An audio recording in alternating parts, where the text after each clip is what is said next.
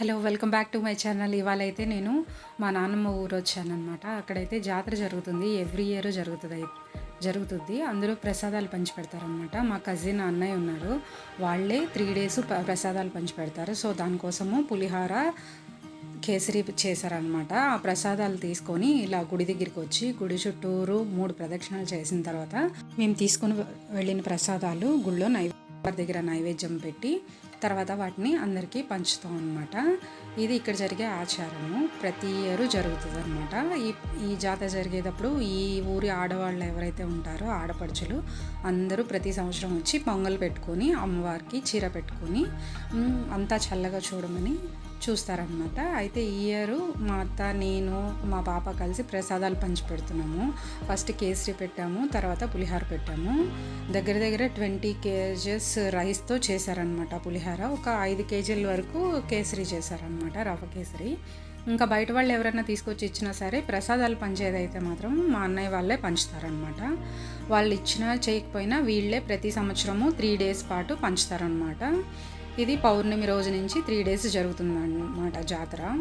పౌర్ణమికి ముందు 15-20 రోజుల ముందు అమ్మవారిని ఊరేగిస్తారనమాట. ఈ ఊరంతా ఊరేగించి కరెక్ట్గా పౌర్ణమి రోజుకి తీసుకొచ్చి గుళ్ళో పెడతారు. ఆ పెట్టిన తర్వాత నుంచి అందరూ మొక్కులు తీర్చుకుంటారనమాట. పొంగళ్ళు పెట్టి ఇలా వాళ్ళ ఎడ్లు ఉంటాయి కదా, పొలంలో పనిచేసేవన్నీ తీసుకొచ్చి అమ్మవారికి గుడి చుట్టూరు ప్రదక్షిణ చేయించి పొంగళ్ళు పెట్టి అంతా చల్లగా చూడాలి అని చెప్పి మొక్కుకుంటారు.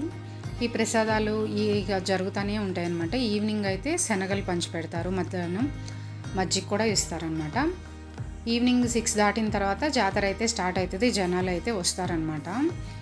అండ్ నైట్ 12 o'clockకి 1 o'clockకి ఉయ్యాలు వేస్తారనమాట అమ్మవారిని. చాలా బాగుంటుంది. కొన్ని వేల మంది అయితే వస్తారనమాట. ఈ చుట్టుపక్కల ఊర్ల నుంచి అందరూ ట్రాక్టర్లు, బండ్లు అన్నీ ఏ ఉంటే అవి వేసుకొని ఆ ఉయ్యాల కోసమే చూడ్డానికే వస్తారనమాట.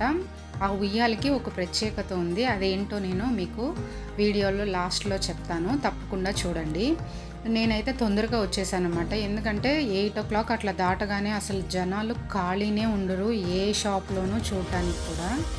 ఎందుకంటే మనకైతే సిటీస్లో ఎప్పుడంటే అప్పుడు అన్నీ దొరుకుతాయి, కానీ పల్లెటూరులో దొరకవు. కాబట్టి ఇలా జాతర పెట్టినప్పుడే చాలామంది కొనుక్కుంటున్నారు. ఇప్పుడైతే అన్నీ ఆన్లైన్ వచ్చినాయి, కానీ ఒకప్పుడు ఆన్లైన్ ఉండేది కాదు కదా. సో అప్పటి నుంచి ఆచారం పాటిస్తున్నారు కాబట్టి అలా కంటిన్యూ అవుతుందన్నమాట. జాతరకు వచ్చిన వాళ్ళు కంపల్సరీ ఎవ్రీ ఇయర్ కూడా గాజులు తీసుకుని వెళ్తారనమాట.